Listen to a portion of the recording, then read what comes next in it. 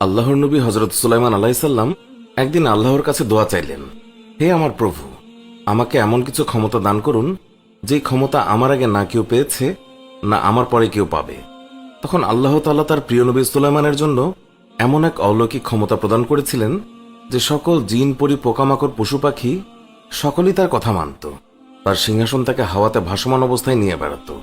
যেখানে খুশি তিনি মুহূর্তের মধ্যে চলে যেতে পারতেন। একদিন তিনি আকাশে ঘুরে বেড়াচ্ছিলেন। হঠাৎ তিনি নিচে মাটির দিকে তাকালেন। সেখানে তিনি দেখতে পেলেন এক মহিলাকে। সে খুবই গরিব ছিল। খাদ্য সংগ্রহের জন্য সে বাগানে কাঠ কুড়াতে গিয়েছিল। তার গোটা গায়ে ধুলাবালি লাগানো ছিল।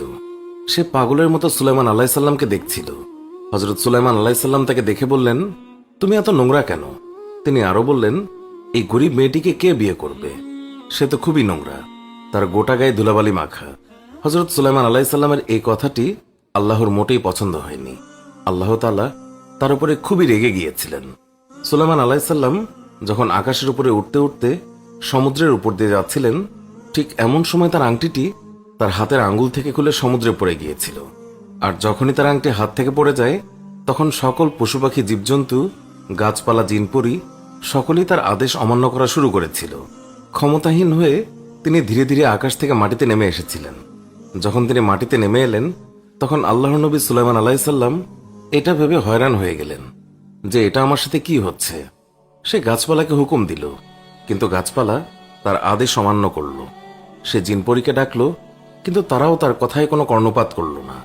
সে সকল মাখলুকাতের সঙ্গে কথা বলতে চাইল, কিন্তু কেউই তার কথায় কান দিল না। তিনি হয়রান পেরেশান হয়ে এদিক ওদিক ঘোরাঘুরি করতে শুরু করলেন। তিনি বুঝতে পারছিলেন না যে ঠিক কি তার সাথে হচ্ছে।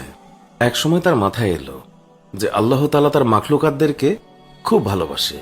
আমি যখন ক্ষমতাসীন অবস্থায় ছিলাম, তখন একজন মহিলাকে আমি খুব তুচ্ছ করেছিলাম, কারণ আমি তাকে দরিদ্র ও নোংরা বলেছিলাম।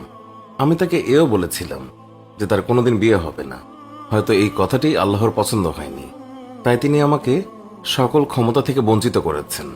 তাই তিনি তাকে পাগলের মতো খুঁজতে লাগলেন এবং মনে মনে বলতে লাগলেন যে যদি আমি তাকে পেয়ে যাই, তাহলে আমি তার কাছে ক্ষমা চাইব এবং তাকে বিয়ে করব।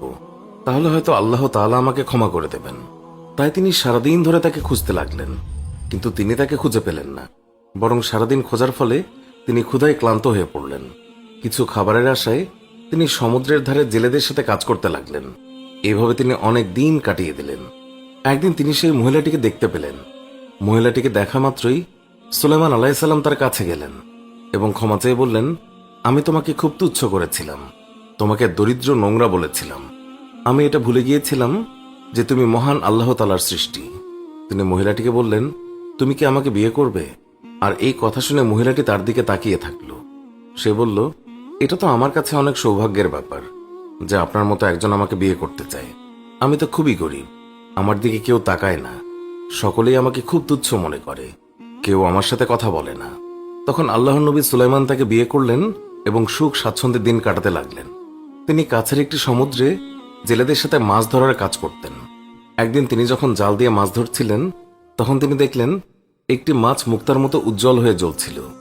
মাছটি দেখা মাত্রই জেলেরা অবাক হয়ে ভাবতে লাগলো, এই মাছটি মুক্তোর মতো উজ্জ্বল হয়ে জ্বলছে কেন? তারা মাছটিকে ধরে নিয়ে এসে সেটি কাটা মাত্রই মাছটির পেট থেকে একটি আংটি বের হলো।